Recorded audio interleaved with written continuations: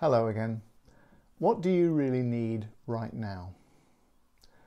Today I'd like to share with you another big decision that I made after I got divorced.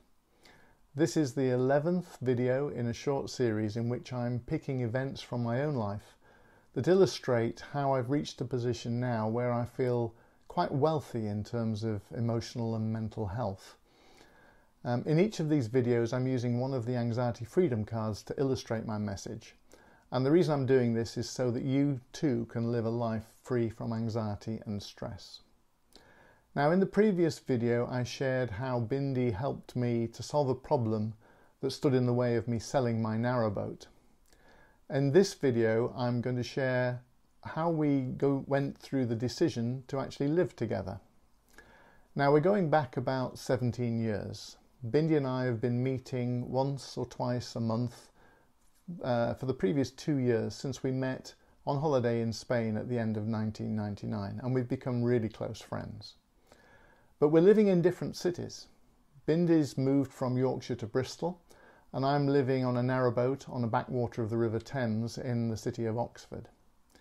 And we both have 2 teenage children and ex-partners who feel that they've pretty much finished their job of parenting. Bindi's daughter is the oldest. Our boys are the same age, and my daughter is the youngest. And we both felt that our children needed more input, more parenting from us. Now, something that happened that I really wasn't expecting is that at some point Bindi invited me to move to Bristol to live with her. And this was a big deal for me. It was very exciting because it showed me that she really had faith in me. She believed in me. And I think sometimes it's really important that we have someone who believes in us more than we believe in ourselves. And at first I was very excited at the prospect of moving to Bristol. I'd been a student in Bristol and I had many connections with Bristol, but I'd never lived there after my student days. But after much thought, I realised I needed to stay close to my 2 children who were at that time aged 13 and 16. So it wasn't really practical for me to move to Bristol. Anyway, after much thought and much discussion, we decided to put our skills, our ability and our resources together to buy a house in Oxford so that we could live together. And on paper, it was quite a mad decision, really, because we'd never lived together, but we hadn't even lived in the same town.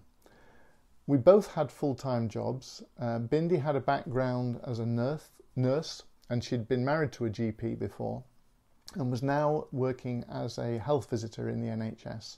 And I was working as a freelance engineer. And what we both had in common is that we could both recognise not only our own abilities, but we also saw in each other skills, knowledge and experience that we didn't personally have. So we had this intuition that together we could be a formidable team, because what I was good at wasn't the same as what Bindi was good at, and vice versa. So I remember an exercise that we did one day, light-hearted exercise, and we sat down and we decided to write down the rules of our relationship. And number 1 rule was, we will communicate. Now, if you've watched my earlier video, I think it was the one called What I Learned from Getting Divorced, you'll know that it was a breakdown in communication that came to be the end of my first marriage. So communication was something that mattered a lot to me. And to meet someone who also cared enough to make it their number 1 rule was a big step. I think our second rule was, we will surf every wave, not just the big ones. And that was a little bit of a metaphor for how we like to live our lives. And I think rule number 3 was that we won't be bound by rules. So it was a bit tongue-in-cheek, it was light-hearted, but it was a really good exercise, and one I would recommend if you're ever in a relationship and you want to kind of be very transparent about what works in that relationship. And I think we also both felt that a relationship is something that you invest effort in, that you build it, you strengthen it, you grow it. You don't just take it for granted as in, oh, well, you know, we're in love, that's it. We didn't have the language for this back then, but we both had an intuition that we could help each other to be the best version of ourselves.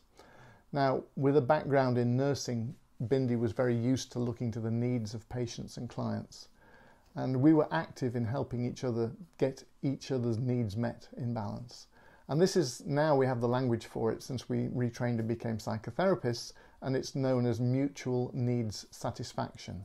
And basically, it's just the idea that relationships work best not so much when you have shared activities, although that can be an important factor, but more to do with the idea that actually it's about helping each other get your needs met in balance.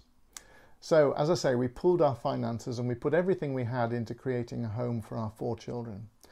I also think one of the things that we were lucky to share was that we were both skilled in recognizing our own emotions and being able to stay calm in the face of adversity. And this is a skill that we both had, probably because of earlier life experiences and also our natural aptitudes.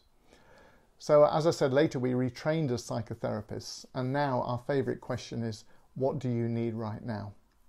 Now, the card I'm going to use to illustrate this is card number 25, and it's the circle of cards. And in this card, all of the anxiety freedom cards are laid out in a circular pattern. And the idea is simply that in the middle of the circle you have the orange cards. And these are the cards that relate to you. These are your innate skills, your innate capabilities, the superpowers. I've talked about them in the past. Things like imagination, rational thinking, ability to connect with other people via rapport, our dreaming brain. And these are the things you're born with. They're innate.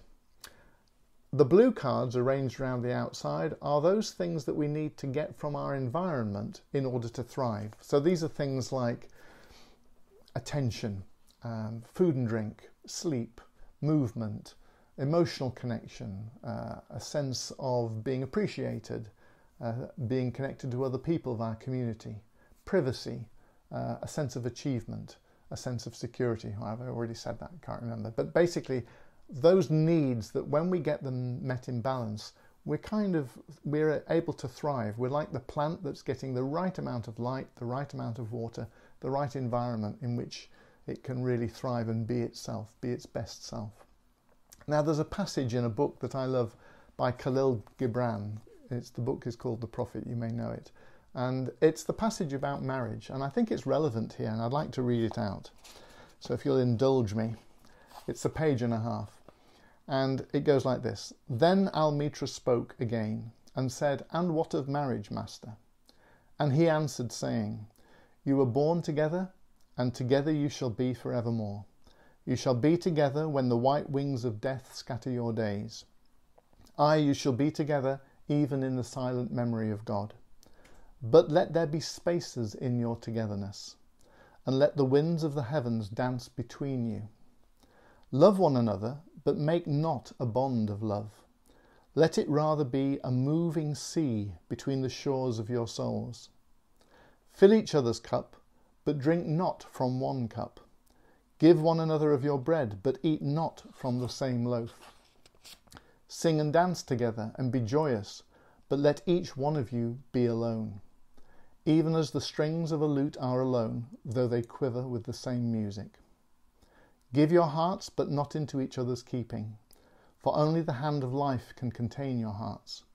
And stand together, yet not too near together, for the pillars of the temple stand apart, and the oak tree and the cypress grow not in each other's shadow." And I think that's just a lovely passage that explains why we have to be strong in ourselves. We have to be our own pillar, and we need to stand as pillars to support a relationship, but not too close apart. Not too close together. There needs to be space between. And I think the idea of mutual need satisfaction reflects that really well. So, in summary, what I'm really saying here is relationships work best, not so much when you have shared activities, but when you help the other person to get their needs met in balance. If this makes sense to you, if you find it in any way helpful, please could I ask you to share it, like it, or best of all, scroll down and comment on it below. My work involves talking to people who are struggling, and I've helped many people in the past by talking about these things.